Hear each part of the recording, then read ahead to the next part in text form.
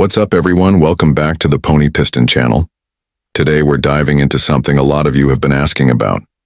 The brand new 2026 Toyota Babyland Cruiser and how it stacks up against the latest Mitsubishi Pajero. Two names that carry serious weight in the SUV world, both with decades of history, both making a big comeback in their own way. So, which one should you be excited about? Let's find out. Let's start with design, because that's always the first thing we notice. The Babyland Cruiser looks like a modern throwback. It's smaller than the big Land Cruiser, obviously, but it carries the same tough DNA. The boxy silhouette, the upright stance, and those bold lines all scream off-road ready. It feels like Toyota wanted to capture that rugged old-school vibe, but with cleaner edges and a sleeker finish. On the other hand, the new Pajero has gone for a more rounded but still muscular look. Mitsubishi hasn't tried to fully copy the old Pajero shape. Instead, it's more futuristic, with slim LED headlights and a grille that feels a little sportier, so the Babyland Cruiser feels more classic, while the Pajero looks more modern and city-friendly. Now under the hood is where things get really interesting. Toyota is bringing in hybrid powertrains for the Babyland Cruiser, which means better fuel economy and fewer stops at the gas station. It's not just about saving money, it also makes the car more practical for daily driving. The Pajero also gets hybrid tech, but Mitsubishi is focusing on plug-in hybrid systems, which means you can drive on pure electric power for shorter trips before the gas engine kicks in.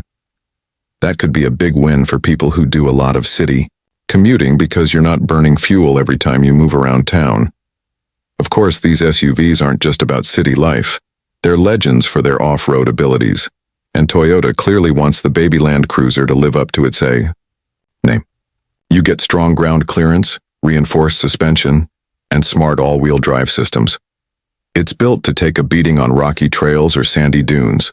The Pajero is no slouch either. It's been a Dakar rally champion for years, and Mitsubishi still wants that spirit in their new model. Expect plenty of off-road settings, strong traction control, and durability for long trips. But here's the difference. The Land Cruiser feels like it's aiming more at the adventurous crowd, while the Pajero balances between adventure and comfort. Speaking of comfort, let's step inside. The Babyland Cruiser's interior is simple, but well thought out. It's not trying to be ultra-luxurious like a Lexus, but it has quality materials, big screens, and enough tech to keep drivers happy. Toyota knows this SUV will attract families too, so you'll find practical touches like easy-to-clean surfaces, plenty of storage, and seating that works for road trips. The Pajero, meanwhile, leans more into comfort. Mitsubishi has given it a slightly more upscale vibe, with soft touch materials, advanced infotainment, and seats that feel more premium. So if you spend more time on highways than on trails, the Pajero's cabin might win you over. Pricing is always a deal breaker. So what are we looking at? The Babyland Cruiser is expected to start at a lower price than the big Land Cruiser. Of course, but it's still positioned as a serious SUV, not a budget car. Think of it as accessible but not cheap. The Pajero, depending on the market, might actually undercut the Babyland Cruiser slightly, especially in its base trims. That could make it a more appealing choice for families who want a capable SUV, without stretching the budget too much. Now let's take a step back and talk about how these models compare to their past versions. The Land Cruiser has always been known for toughness, and Toyota isn't letting that go. The Babyland Cruiser feels like a nod to its heritage while adapting to today's needs with hybrid power. The Pajero, on the other hand, was once the king of off-road rallies. The new one doesn't lean as heavily on that wild image, but instead shows Mitsubishi's attempt to modernize it for families and daily drivers.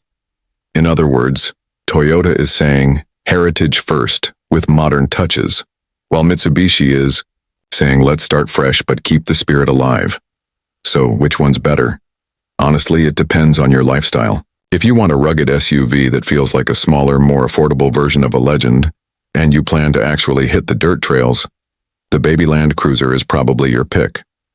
If your life is more about city driving, school runs, weekend, road trips, and you want the flexibility of plug-in hybrid tech with a comfier interior, the Pajero makes more sense. At the end of the day, both SUVs are exciting because they bring back names we thought might be fading away. Toyota is leaning on tradition and toughness, while Mitsubishi is looking forward with comfort and modern features. Neither is a bad choice. It's just about what fits your lifestyle best.